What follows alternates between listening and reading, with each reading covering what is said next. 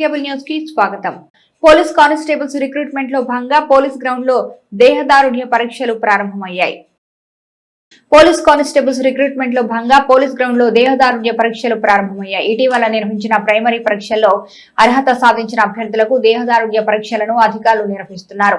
ఉమ్మడి కృష్ణా జిల్లాకు కేటాయించిన అభ్యర్థులకు మచిలీపట్నంలోని పోలీస్ పరేడ్ గ్రౌండ్స్ లో ఈ దేహదారుణ్య పరీక్షలు ప్రారంభమయ్యాయి. జనవరి 20వ తేదీ వరకు పరీక్షలు నిర్వహించనున్న నేపథ్యంలో రోజుకు 600 మంది వరకు పరీక్షలు నిర్వహించేలా ఏర్పాట్లు చేశారు. పరీక్షలకు హాజరయ్యే అభ్యర్థులకు ఎటువంటి అసౌకర్యం కలగకుండా విస్తృత ఏర్పాటు చేసినట్టు ఎస్పీ గంగాధరరావు తెలిపారు. అత్యంత పారదర్శకంగా పరీక్షలు నిర్వహిస్తున్నామని దళారులను నమ్మవద్దని కోరారు. ఉమ్మడి కృష్ణా జిల్లాలో మొత్తం 7,908 మంది అభ్యర్థులకు గాను పురుషులు 6,279 మంది, మహిళలు 1,629 మంది ఉన్నారని ఆయన తెలిపారు. విజయవాడ సిటీ పోలీస్ కి అలాగే కృష్ణా జిల్లాకి కలిపి మనం ఈ రిక్రూట్మెంట్ ప్రాసెస్ మన ఓల్డ్ కృష్ణా డిస్ట్రిక్ట్లో భాగంగా ఉమ్మడి కృష్ణా డిస్ట్రిక్ట్లో భాగంగా మన యొక్క రిక్రూట్మెంట్ ప్రాసెస్ జరుగుతోంది. దీనికి అలాగే అధికారులు, అలాగే సిబ్బంది, అలాగే విజయవాడ సిటీ నుంచి, అట్లాగే మన కృష్ణా జిల్లా నుంచి కూడా ఉన్నారు. అలాగే టెక్నికల్ స్టాఫ్ కూడా మనకి ఎవరైతే మనం అవుట్ సోర్సింగ్ మనం తీసుకున్నామో వాళ్ళందరినీ కూడా మనకు డిప్యూట్ చేయడం జరిగింది. వాళ్ళందరి లిస్టులు కూడా తీసుకొని వాళ్ళందరి యాన్సిడెంట్స్ కూడా వెరిఫై చేసి వాళ్ళందరికీ ప్రాపర్గా బ్రీఫింగ్ ఇచ్చి ఈ యొక్క రిక్రూట్మెంట్ ప్రాసెస్ని ట్రాన్స్పరెంట్గా అకౌంటబిలిటీ ఉండేలాగా జరుపుతున్నాం. ఈరోజు ఒక 600 మంది అభ్యర్థులకు ఈరోజు దేహదారుణ్య పరీక్షలు చేస్తున్నాము. ఆ పబ్లిక్ హాలిడేస్ ఆ రోజు రిక్రూట్మెంట్ ఈ యొక్క పరీక్షలు అయితే ఉండవు. సో మనకి ఈ యొక్క జనవరి 20వ తారీఖు వరకు మనకి ఈ షెడ్యూల్ అనేది ఉన్నది. సో దీంట్లో ఏమైనా అప్పీల్స్ కానీ ఏదైనా ఉంటే కూడా తక్షణం వాళ్ళ యొక్క సమస్యను పరిష్కరించే విధంగా నేను మొత్తం ఎంటైర్ ప్రాసెస్ని నేను చూసుకుంటా ఉన్నాను. ఈ యొక్క దీనికి సంబంధించి అభ్యర్థులు సకాలంలో రిపోర్ట్ చేయటం, అట్లాగే వారికి కేటాయించినటువంటి ప్రదేశంలో ఉంటూ వారికి ఏదైతే సూచనలు ఉంటాయో వాటన్నింటినీ కూడా పాటించాలని కోరుకుంటా ఉన్నాను. అట్లాగే వారికి సంబంధించినటువంటి సర్టిఫికేట్స్ ఏదైతే ధ్రువపత్రాలు ఉంటాయో వాటిని సరైనటువంటి ధ్రువపత్రాలు ఒరిజినల్ సర్టిఫికేట్స్ కంపల్సరీ తీసుకురావాలి.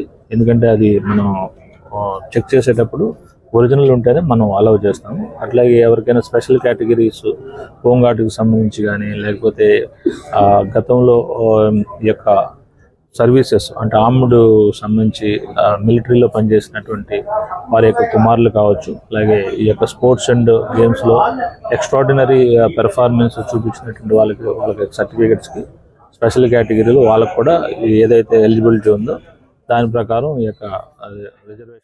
కృష్ణా జిల్లా గోపోషకుల ఆత్మీయ సమ్మేళనం బచ్చుపేట శ్రీ వెంకటేశ్వర స్వామి ఆలయ కళ్యాణ మండపంలో జరిగింది. కృష్ణా జిల్లా పశుసంవర్ధక శాఖ సౌజన్యంతో జిల్లా గోపోషకుల ఆత్మీయ సమ్మేళనం బచ్చుపేట శ్రీ వెంకటేశ్వర స్వామి ఆలయ కళ్యాణ మండపంలో జరిగింది. జిల్లాలోని గోశాలల నిర్వాహకులు, గోపోషకులు, పశుసంవర్ధక శాఖ సిబ్బంది సమ్మేళనంలో పాల్గొన్నారు. గోపూజతో ప్రారంభమైన ఈ సమ్మేళనంలో దేశీయ గోవుల పరిరక్షణ కోసం నిరంతరం పరితపించే విశ్రాంత పశు వైద్య నిపుణులు, గో సంజీవిని మరియు ఆవులు, ఎద్దులు, సూదులు పుస్తకముల రచయిత డాక్టర్ ములగలేటి శివరాం గుడ్లవల్లేరుకు చెందిన గోపోషణపై సలహాలు, సూచనలు ఇచ్చారు. ద్వారకా తిరుమల నుంచి దత్తత తీసుకున్న గోపోషకులను ఈ సందర్భంగా సత్కరించారు. ఈ సందర్భంగా చోడగా వెంకటకృష్ణ చంద్రశేఖర్ గో సంజీవిని, ఆవులు, ఎడ్లు, సుళ్ళు అనే పుస్తకాలను ఉచితంగా ఆహుతులకు అందజేశారు. ఈ కార్యక్రమంలో ఎన్ చిన్న నరసింహారావు, సి శ్రీనివాసరావు, శివరాం, ముక్తివి, రవికాంత్, పల్లపాటి సుబ్రహ్మణ్యం తదితరులు పాల్గొన్నారు. అని రుద్రులకే తల్లిగా గోవుని వర్ణించారు వేదాలలో, అట్లాగే ఉపనిషత్తులలో.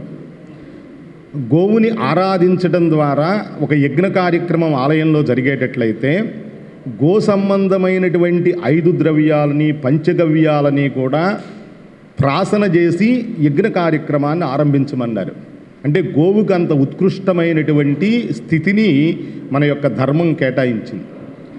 ఆ గోక్షీరం, గోదధి, గోఘృతం, గోమూత్రం, గోమయం ఈ 5 కలిపితే పంచగవ్యం.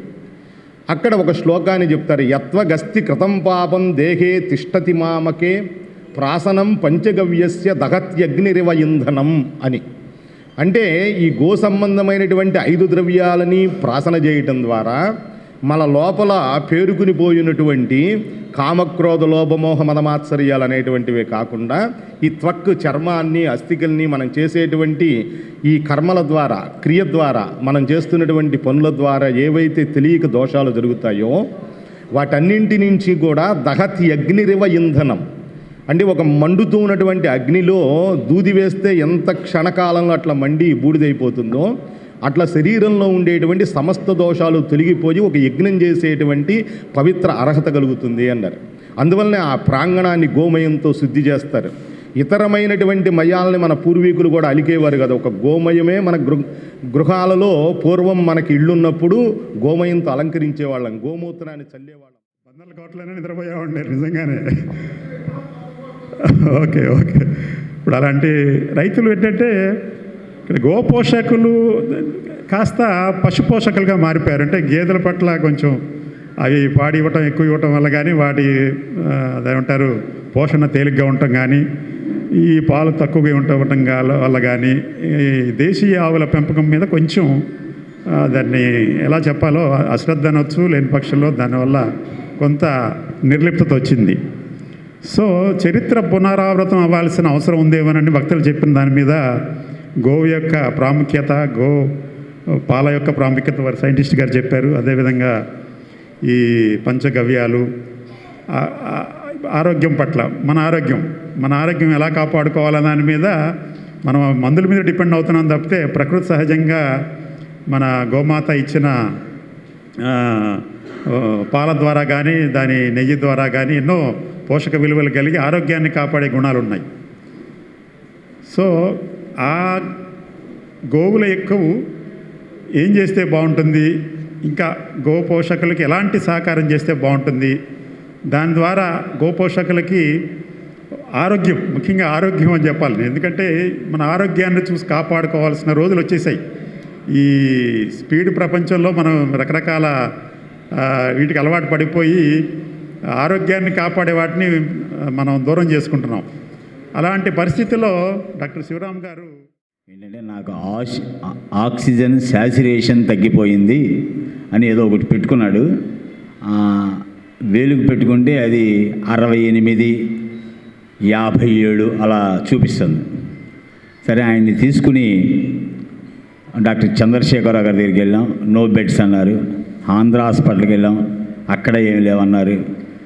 తర్వాత గవర్నమెంట్ హాస్పిటల్కి వెళ్ళాం. అక్కడికి వెళ్తే అక్కడ మాకు తెలిసిన వాళ్ళందరూ కూడా నేల మీద బెడ్లు నేల మీద ఉన్నారు. అప్పుడు నేనేమనుకున్నా అంటే ఇలా అనేక శిక్షణా తరగతుల్లో పూర్వ గురువులు చెప్పినప్పుడు నేను విన్నది ఏంటంటే ఆవు మాత్రమే ఆక్సిజన్ తీసుకుని ఆక్సిజన్ని ఇస్తుంది అనేటువంటి విషయాన్ని విని నాకు ఒక ఆలోచన వచ్చి రాత్రి సమయం 11:45 వస్తుంది. మా గోశాలకు తీసుకెళ్ళానమాట. అతన్ని తీసుకెళ్ళి, బాబు నేను విన్నాను నీకు ఆక్సిజన్ వెంటిలేటర్ పెట్టే బెడ్లు ఎవరు ఇవ్వట్లేదు, నీ గవర్నమెంట్ హాస్పిటల్. రాజ్యాంగ నిర్మాత డాక్టర్ బిఆర్ అంబేద్కర్ ను అవమానపరిచిన కేంద్ర మంత్రి అమిత్ షాను మంత్రి పదవికి వెంటనే రాజీనామా చేయాలని వామపక్షాలు డిమాండ్ చేశాయి. భారత రాజ్యాంగ నిర్మాత భారతరత్న డాక్టర్ బిఆర్ అంబేద్కర్ ను పార్లమెంటు సాక్షిగా అనుచిత వ్యాఖ్యలు చేసిన కేంద్ర హోంమంత్రి తన పదవికి వెంటనే రాజీనామా చేయాలని వామపక్షాల నాయకులు డిమాండ్ చేశారు. దేశవ్యాప్తంగా వామపక్షాలు ఇచ్చిన పిలుపులో భాగంగా డాక్టర్ బిఆర్ అంబేద్కర్ అవమానపరిచిన కేంద్ర హోంమంత్రి అమిత్ షా రాజీనామా చేయాలని, దేశ ప్రజలకు ఆయన క్షమాపణ చెప్పాలని కోరుతూ వామపక్షాల ఆధ్వర్యంలో నిరసన కార్యక్రమం నిర్వహించారు. ఈ సందర్భంగా వక్తలు మాట్లాడుతూ డాక్టర్ బిఆర్ అంబేద్కర్ ను పార్లమెంటు భవనంలో కేంద్ర మంత్రి అమిత్ షా ప్రతిసారి అంబేద్కర్ అంటూ ఒక ఫ్యాషన్ లా ఫీల్ అవుతున్నారని, అలా కాకుండా దేవుణ్ణి 7 సార్లు స్మరించుకుంటే వారందరూ స్వర్గలోకానికి వెళ్తారని అనడం అంబేద్కర్ ను అవమానపరిచిన విధానం ఈ దేశ ప్రజలందరినీ అవమానపరిచే విధంగా ఉందన్నారు. దేశంలో లౌకిక రాజ్యాంగాన్ని ధ్వంసం చేయాలని బీజేపీ గత 10 సంవత్సరాల నుంచి కేంద్రం ప్రయత్నం చేస్తుందని, అటువంటి విధానంలో భాగమే పార్లమెంట్ లో అంబేద్కర్ పై అనుచిత వ్యాఖ్యలన్నారు. ఈ కార్యక్రమంలో వామపక్షాల నాయకులు కొడాల శర్మ, బూర సుబ్రహ్మణ్యం, లింగం ఫిలిపుదేవ, భక్తుని నిర్మల, ఎస్ ధనుంజయరావు, టి చంద్రపాల్, కొడాలి సుజాత, ఈశ్వరరావు తదితరులు పాల్గొన్నారు. ప్రపంచవ్యాప్తంగా చూస్తున్నారు. ప్రపంచంలోనే అత్యంత పెద్ద ప్రజాస్వామ్య దేశమైనటువంటి పార్లమెంట్లో ప్రపంచ మేధమైనటువంటి రాజ్యాంగ నిర్మాణమైనటువంటి రాజ్యాంగ రూపకర్త అయినటువంటి అంబేద్కర్ని అవమానపరిచినటువంటి బీజేపీ నాయకుడు హోమ్ మినిస్టర్ మనకు తెలుసు. గతంలో ఆయన చరిత్ర మనం చూసినట్లయితే ఏమిటంటే హిట్లర్ సిద్ధాంతాన్ని పొడిగిపుచ్చుకొని అక్కడ యూదులైతే దాదాపు 60 లక్షల మంది ఉన్నటువంటి హిట్లర్ చంపేశాడో ఆ సిద్ధాంతానికి పుడికిపెచ్చుకునే భారతదేశంలో ఆ సిద్ధాంతం అమలుపరచాలని ప్రయత్నం చేస్తూ మన గుజరాత్లో 2002లో దాదాపు ఏంటంటే అనేక వందల మందిని చంపేసిన నాయకత్వం వహించినటువంటి అమిత్ షా ఈనాడు రాజ్యాంగం మీద అనేటువంటిది అనేక మంది నెహ్రూ మీద, గాంధీ గారి మీద, ఆ తర్వాత కమ్యూనిస్టుల మీద, ఆ తర్వాత ఇవాళ అంబేద్కర్ మీద ఏంటి దాడి చేయడం జరుగుతున్న మనందరూ చూస్తున్న విషయం.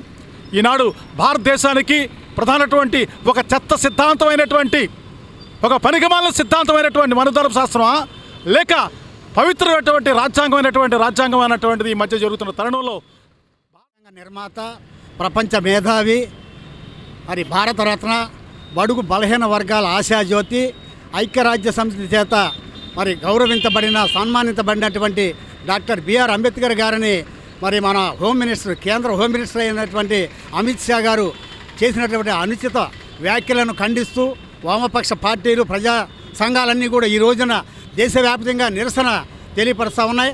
దానిలో భాగంగా మచిలీపట్నంలో రేవతి సెంటర్లో వామపక్ష పార్టీల తరఫున నిరసన కార్యక్రమం చేపడతా ఉన్నాం. ముఖ్యంగా ఈ బీజేపీ ప్రభుత్వం అధికారంలోకి వచ్చిన తర్వాత కేవలం ఈ ఆర్ఎస్ఎస్ ఎజెండాని అమలు పరుస్తూ ఉంది. మనుధర్మ శాస్త్రాన్ని అమలు పరచడానికి ప్రయత్నం చేస్తూ ఉంది. మన ఎలక్షన్ ముందు కూడా 400 పార్లమెంటు సీట్లు వస్తే రాజ్యాంగాన్నే మార్చేస్తామని చెప్పిన సంగతి మనందరికీ కూడా తెలుసు. రాజ్యాంగ నిర్మాత, భారతరత్న, ఈ దేశానికి దిశ నిర్ణయించిన మహోన్నతమైన వ్యక్తి డాక్టర్ బిఆర్ అంబేద్కర్ గారు. మరి అటువంటి వ్యక్తిని పార్లమెంట్లో కేంద్ర మంత్రి అమిత్ షా మరి ప్రజలందరూ అంబేద్కర్ అని అనేక సార్లు తలచడం ఫ్యాషన్ అయిపోయింది. మీరు దేవుణ్ణి తలుచుకుంటే స్వర్గలోకానికి వెళ్తారని ఒక రకంగా పార్లమెంట్లో మరి రాజ్యాంగం పైన చర్చ జరుగుతున్న సందర్భంలో మరి అంబేద్కర్ గారిని అవమానపరచడం ఈ దేశ ప్రజలందరినీ అవమానపరచడమే. అటువంటి మరి చర్యలకు పాల్పడిన అమిత్ షాని మరి వెంటనే బర్తరఫ్ చేయాలని, తన పదవికి రాజీనామా చేయాలని కేంద్ర ప్రభుత్వాన్ని డిమాండ్ చేస్తా ఉన్నాం. అదేవిధంగా మరి మోడీ ఈ యొక్క చర్యలని మరి కేంద్ర మంత్రిగా అమిత్ షాని రాజీనామా చేయించే విధంగా కేంద్ర మంత్రి మరి మోడీ గవర్నమెంట్ చూడాలని, అదేవిధంగా ఈ దేశంలో అనేక సమస్యలు ఉన్నాయి, వాటిని పట్టించుకోని పరిస్థితి. ప్రభుత్వం బాలింతలకు, గర్భిణీలకు, చిన్నారులకు అందించే పౌష్టికాహారం విషయంలో రిజిస్టర్ పుస్తకాలు తప్పనిసరిగా నిర్వహించాలని సిడిపిఓ సముద్రవేణి ఆదేశించారు. స్త్రీ శిశు సంక్షేమ శాఖ సిడిపిఓ సముద్రవేణి అంగన్వాడీ కార్యకర్తలకు నెలవారీ సమీక్షా సమావేశం పెడనలో నిర్వహించారు. ఈ సమావేశంలో సిడిపిఓ మాట్లాడుతూ రాష్ట్ర ప్రభుత్వం బాలింతలకు, గర్భిణీలకు, చిన్నారులకు అందించే పౌష్టికాహారం విషయంలో రిజిస్టర్ పుస్తకాలు తప్పనిసరిగా నిర్వహించాలని ఆదేశించారు. పిల్లల బరువులు, హాజరు ఖచ్చితంగా నమోదు చేయాల్సి ఉంటుందన్నారు. ఈ సమావేశంలో సూపర్వైజర్లు కల్పవల్లి శ్రావణకుమారి, మండలంలోని చెన్నూరు, నందమూరి సెక్టార్లకు చెందిన అంగన్వాడీ కార్యకర్తలు పాల్గొన్నారు. ఈ సెక్టార్ మీటింగ్ అండి ఎవ్రీ మంత్ అంగన్వాడీ వర్కర్స్కి రివ్యూ జరుగుతుంది. అంటే వాళ్ళ నెలవారీ మొత్తంలో ఏం చేసిన విషయాల మీద రివ్యూ చేస్తాము. అలాగే వీళ్ళ దగ్గర నుంచి కూడా రిపోర్ట్స్ కలెక్ట్ చేసుకుని అది మళ్ళీ కన్సల్టేట్ చేసి ప్రాజెక్ట్ వారీగా మళ్ళీ జిల్లా ఆఫీస్కి పంపించాల్సి ఉంటుంది. ఇది ప్రతి నెల కూడా ప్రతి ప్రాజెక్ట్ ఏరియాలో కూడా జరిగే మీటింగ్. అలాగే వీళ్ళ దగ్గర రివ్యూ చేసేటప్పుడు వీళ్ళు ఏం చేయాలి, అలాగే గతంలో చేసిన వాటిలో ఏమైనా లోపాలు ఉంటే వాటిని రెక్టిఫై చేస్తూ ఇంకా ఫర్దర్గా డిపార్ట్మెంట్ నుంచి వచ్చిన ఇన్స్ట్రక్షన్స్ అవన్నీ చెప్పి వాళ్ళకి సెక్టార్ మీటింగ్లో రిపోర్ట్స్ కలెక్ట్ చేసుకుని ప్రతి నెల కూడా ఇది జరుగుతుంది. మీకోసం కార్యక్రమంలో ప్రజల నుంచి స్వీకరించిన అర్జీలు సకాలంలో పరిష్కరించాలని పెడన ఇన్ఛార్జి తహసీల్దార్ కె అనిల్ కుమార్ అధికారులకు సూచించారు. మీకోసం కార్యక్రమంలో ప్రజల నుంచి స్వీకరించిన అర్జీలు సకాలంలో పరిష్కరించాలని పెడన ఇన్ఛార్జి తహసీల్దార్ కె అనిల్ కుమార్ అధికారులకు సూచించారు. పెడన తహసీల్దార్ కార్యాలయంలో మీకోసం జరిగిన కార్యక్రమంలో వివిధ శాఖలకు చెందిన అధికారులు హాజరై అర్జీలను స్వీకరించారు.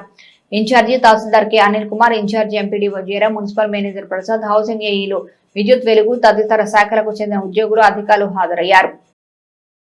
నారాయణపురం ఎస్టీ కాలనీలో అఖిల భారత అయ్యప్ప దీక్ష ప్రచార సమితి ఆధ్వర్యంలో అన్న సమారాధన నిర్వహించారు. అమావాస్య సందర్భంగా నారాయణపురం ఎస్టీ కాలనీలో అఖిల భారత అయ్యప్ప దీక్ష ప్రచార సమితి ఆధ్వర్యంలో అన్న సమారాధన నిర్వహించారు. ప్రతి నెల అమావాస్య నాడు నగరంలోని వివిధ ప్రాంతాల్లో అన్న సమారాధన నిర్వహించనున్నట్లు అఖిల భారత అయ్యప్ప దీక్ష ప్రచార సమితి వ్యవస్థాపక అధ్యక్షుడు రాజు దేశపాండే, జిల్లా అధ్యక్షుడు ఉత్సవ వెంకటేశ్వరరావు తెలిపారు. ఈ కార్యక్రమంలో దేశ సుబ్రహ్మణ్యం తదితరులు పాల్గొన్నారు. నిన్న భవ్యమైన పడి పూజ జరిగిందని ఎంత సంతోషంగా ఉందో దానికంటే రెట్టింపు సంతోషం మనమంతా ప్రతి అమావాస్యకు అయ్యప్ప భక్తులందరం కలిసి ఇంత అన్నప్రసాదం చేసుకునే కార్యక్రమాన్ని ఈరోజు శ్రీకారం చుట్టినందుకు ముందుగా ధన్యవాదాలు మచిలీపట్నం సంపూర్ణ జిల్లా కమిటీకి. ఎందుకంటే చాలామందికి మీకు తెలుసు ఈ 40 రోజుల కార్యక్రమాలు వద్దన్నా భవ్యంగా జరుగుతాయి, అవునన్నా శక్తికి మించి మనం చేయాలనే పడి పూజలు మనం చేస్తుంటాం, కార్యక్రమాలు ఎన్నో భవ్యంగా జరుగుతుంటాయి. కానీ ఈ 40 రోజుల తర్వాత ఈ అయ్యప్ప భక్తులు ఎక్కడుంటారు, ఈ అయ్యప్ప భక్తులు కలుస్తారా, కలవగలమా అనే ఒక వాతావరణానికి అఖిల భారత అయ్యప్ప దీక్షా ప్రచార సమితి ఈ అన్నప్రసాద కార్యక్రమం ఒక 6 సంవత్సరాల వెనకాల మేము ప్రారంభించింది 1 కిలో పులిహోరతో ప్రారంభించాం. కిలో పులిహోరతో ఈ కార్యక్రమాన్ని ప్రారంభించి ఈరోజు 3 రాష్ట్రాలలో ప్రతి అమావాస్య రోజు కనీసం 10,000 మందికి అన్నప్రసాదం మనం అందిస్తున్నామంటే ఇది అయ్యప్పల ఘనత, ఇది అయ్యప్పలదే ఘనత. అందుకోసమని అఖిల భారత అయ్యప్ప దీక్షా ప్రచార సమితి పూజకి ఎంత ప్రాముఖ్యత ఇస్తుందో సేవా కార్యక్రమాలకు కూడా అంతే మనం ప్రాముఖ్యత ఇస్తున్నాం. ప్రతి బుధవారం మన ఇంట్లో భజన మన వాకిట్లో భజన అని ఒక కార్యక్రమాన్ని డిజైన్ చేసి అన్ని చోట్ల మనం చేస్తున్నాం. అలాగే నీ గానమే నా ప్రాణమని ప్రతి ఉత్తరా నక్షత్రం రోజున 12 గంటల పాటు అంటే ఉదయం 6 గంటల నుంచి మొదలైతే మళ్ళీ రాత్రి 6 గంటల దాకా విరామం లేకుండా భజన కార్యక్రమాన్ని మనం 4 రాష్ట్రాలలో చేసుకుంటూ వచ్చాం. ఈ రోజున అఖిల భారత అయ్యప్ప దీక్షా ప్రచార సేవా సమితి వారి సారథ్యంలో గురువు గారు రాజ్ దేశపాండే గారి కోరిక మేరకు ఆ ప్రచార సేవా సమితి సిద్ధాంతాల ప్రకారం ప్రతి అమావాస్య రోజున సుమారుగా ఒక 10,000 మందికి అన్నదానం ఎక్కడైతే నేను చెయ్యాలనేటువంటి సంకల్పం వారు చేశారు. ఆ సంకల్పాన్ని దృష్టిలో పెట్టుకొని కొత్తగా ఫామ్ అయినటువంటి కృష్ణా జిల్లా కమిటీ వారి సారథ్యంలో నిన్న బ్రహ్మాండమైన పడిపూజ మహోత్సవ కార్యక్రమం బందర్ కోనేరు సెంటర్లో జరిగింది. ఆ కార్యక్రమం అయిపోగానే వారి సమక్షంలో జరగాలనేటువంటి కార్యక్రమం, దానికి తోడు ఈ రోజున అనుకోకుండా అమావాస్య రావటం, అందువలన ఈ రోజున బందరు నారాయణపురంలో ఉన్నటువంటి ఈడేపల్లి నారాయణపురంలో ఉన్నటువంటి చోట సుమారుగా 350-400 మందికి అన్నదాన కార్యక్రమం వారి చేతుల మీదుగా చేయించడం జరుగుతుంది. ఈ కార్యక్రమానికి విచ్చేసినందుకు మాకు చాలా ఆనందంగా ఉంది. ఈ కార్యక్రమంలో అందరం పాలు పంచుకొని వారి సిద్ధాంతాల మేరకు వారి ఆదేశాల మేరకు ప్రతి నెల అమావాస్య రోజున ఇటువంటి కార్యక్రమాలు ఇంకా చేపట్టాలి. అఖిల భారత అయ్యప్ప దీక్షా ప్రచార సమితి ఆధ్వర్యంలో మా కృష్ణా జిల్లా కమిటీ వారి ఆధ్వర్యంలో ఈరోజు అన్నదానం కార్యక్రమం జరుగుతుంది. ఈ అన్నదానానికి ఈరోజు దాత వాసుదేవ హనుమంతరావు గారు, ఆయన మా కమిటీలో సెక్రటరీ గారు, ఆయన ఆధ్వర్యంలో ఈరోజు జరుపుకోవడానికి మేము చాలా ఆనందంగా ఉంది.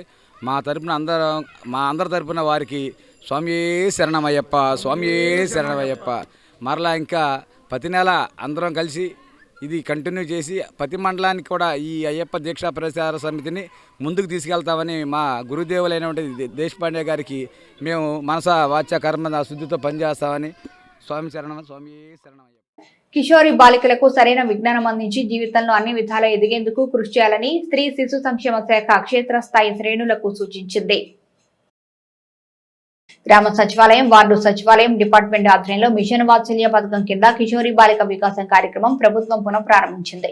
ఈ నేపథ్యంలో కిషోరి బాలిక వికాసం కార్యక్రమంపై జిల్లా రీసోర్స్ గ్రూప్ ద్వారా మండల రీసోర్స్ గ్రూపులకు శిక్షణ ఇచ్చే కార్యక్రమం నోబుల్ కాలేజీలో స్త్రీ శిశు సంక్షేమ శాఖ ఆధ్వర్యంలో నిర్వహించారు.